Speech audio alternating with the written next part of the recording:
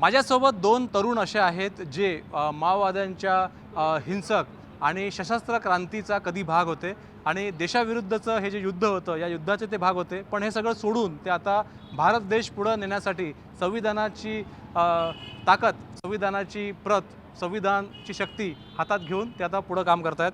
संविधानावर विश्वास तुमचा बसला आहे. संविधानाच्या विरोधात, देशाच्या विरोधात तुम्ही काम करत होता. संविधानावर विश्वास कसा बसला तुमचा? सर ये तो मैंने पूरी तो पढ़ी नहीं है, लेकिन जब से मेरे लाइफ पार्टनर है उनके साथ मैं रही, बहुत पहले नहीं पढ़ी लेकिन उनके साथ रह के मैंने कुछ चीज़ें पढ़ी जिसमें हमारे अधिकार हैं जो संवैधानिक रूप से हमें मिल सकते हैं, तो उस हिसाब से मुझे लगा। और दूसरा मैं छोड़ने के बाद काफ़ी सारी चीज़ें पढ़ा और ट्रांसलेशन वगैरह की, उसमें मुझे लगा कि भाई हाँ, संविधान पर भरोसा करना चाहिए और उसमें हमारे अधिकार मिल सकते हैं। कौन सी शक्ति थी? कौन आपको माओवादियों की तरफ लेके गए? किसने आकर्षित किया आपको माओवादियों? तब उम्र कितनी थी आपकी? जी मेरी 12 साल की थी मैं।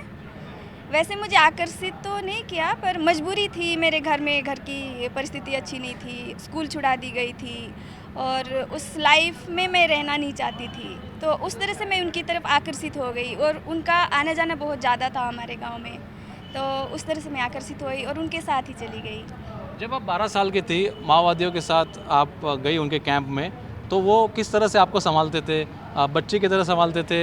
कैसे प्यार करते थे? किस तरह से, या कुछ काम करवाते थे आपसे? जी, मुझे वहाँ पे कोई काम नहीं करवाया गया। मेरी उम्र के हिसाब से उन्होंने मुझे वैसे ही रखा, बच्चे की तरह ही रखा, जब तक मैं बड़ी नहीं हुई, 16 साल की नहीं हुई तब तक। बहुत प्यार से रखे। सोनू दादा के साथ ही रही मैं और उन्होंने बहुत प्यार से रखा मुझे। सोनू दादा ने आज जिन्होंने आत्मसमर्पण, भूपति जी की। जी जी, भूपति के साथ ही रही मैं। हाँ, ये बताइए, कितने एम्बुश में या हमले आपने देखे हैं? रणनीति आपको मालूम थी हमले होने वाले? कितने इस तरह के हमले के आप पार्ट रही कभी? मिलिट्री में मैं बहुत कमज़ोर रही हूँ और इंटरेस्ट भी नहीं रहा है, तो एक्सपीरियंस के लिए मुझे भेजा गया था 2012 में 10वां कंपनी में।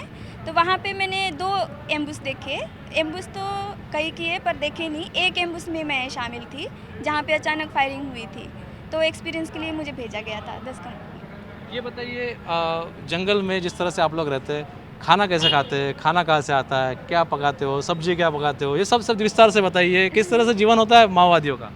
माओवादियों का जीवन बहुत मुश्किल रहता है। अलग अलग डिपार्टमेंट की लाइफ और खाना पीना बहुत अलग तरह से रहता है। जैसे गांव एरिया में रहेंगे वो लोग बिल्कुल गांव से लेके आते हैं खाना पीना, और जो गांव एरिया तक नहीं आते वो लोग अपने आप खाना बना के खाते हैं। तो मैं अपने आप खाना बनाने वालों के साथ ज़्यादा रही हूँ, तो हम लोग अपने आप ही पानी दूर से लेके आते थे एक जगह पे और वहाँ पे खाना बनाते थे खुद से और खाते थे। सप्लाई हमारी निचले स्तर से ही होती थी, ऊपर।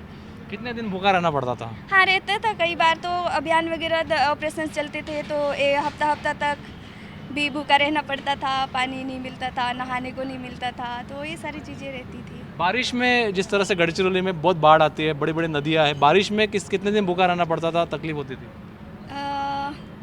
बारिश में बहुत मुश्किल होता था और 15-15 दिन तक भी बारिश नहीं रुकती थी, तो फिर मुश्किल होता था बहुत। ये बताइए, ये बंदूकें कहाँ से आती थी? गोलियाँ कहाँ से आती थी? कौन लेके आता था? इसकी कोई जानकारी है आपको? ये मेरे जानकारी के हिसाब से तो हमलों से ही मुझे पता है ज़्यादातर। पुलिस से छीनते थे आप लोग? हाँ जी, हमलों से ही छीनते थे, वही हथियार पता है मुझे, लेके आते थे जो। कुछ सोफिस्टिकेटेड वेपन भी दिख रहे हैं, कुछ फॉरेन कंट्री से भी आते थे? नहीं, इसकी जानकारी नहीं है मुझे।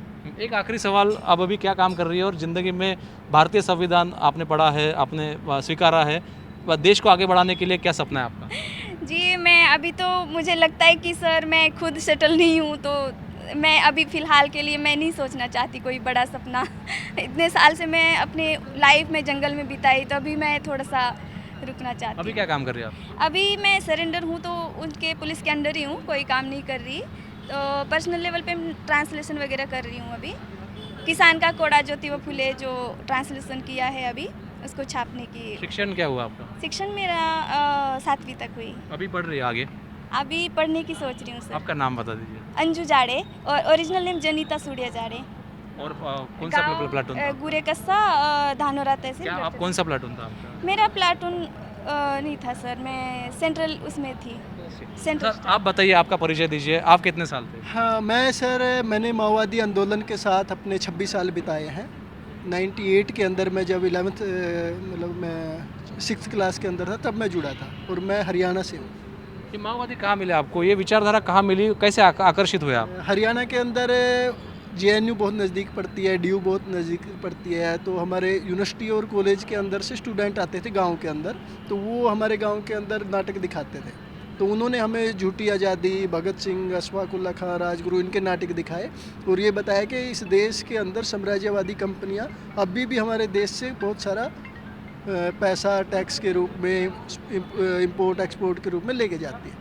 तो हम उस आइडिया से प्रभावित हो गए कि हमें भगत सिंह की तरह दोबारा क्रांति करनी पड़ेगी। अभी काले अंग्रेज आ गए, इनको भगाना पड़ेगा और जनता का राज लेके आना पड़ेगा। तो हमने इस तरह की स्टडी की और हम उससे प्रभावित होकर इस आंदोलन में कूद पड़े।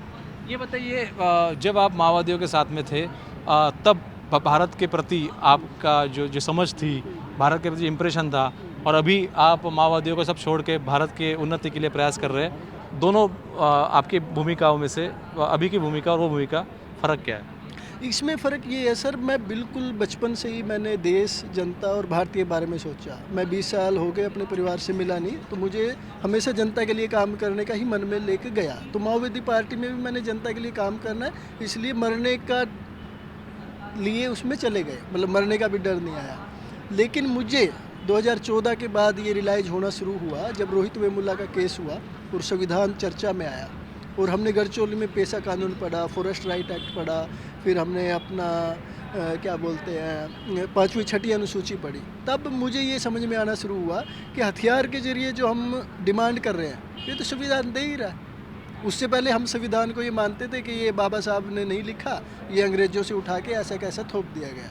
तो राजीव दीक्षित जी के भाषण सुने थे कि 245 धारा है संविधान की, अंग्रेज़ों से उठाई है, तो ये भी अंग्रेज़ों का संविधान है। तो जब संविधान की चर्चा पड़ी, तब जाके मुझे समझ में आया रोहित वेमुला का केस होने के बाद कि संविधान में वो सारे राइट है तो हैं। अगर हम हथियार से लेंगे तो हथियार से कोई छीन लेगा दोबारा आके, या फिर हम हमारे 10-12 हज़ार साथी मारे गए, पुलिस के अंदर भी आदिवासी, इधर भी आदिवासी, DRG के अंदर आदिवासी, तो इन दोनों के मारे जाने से कितने कैडर का लॉस होगा। अगर यही संविधान पे काम करता, निस्वार्थ, घर तो छोड़ ही चुके थे हम, तो सिर्फ हमने हथियार छोड़ के हमें देश के लिए काम करना था, वही काम जो हम हथियार के साथ कर रहे थे। तो मुझे लगता है हिंसा का जो कंसेप्ट है, मेरे दिमाग में यही बदलाव आया कि हिंसा के बजाय आप सरकार, कानून, कॉरपोरेट, CSR फंडिंग, इसके ज़रिए आप जनता के लिए वो सब चीज़ हासिल कर सकते हैं।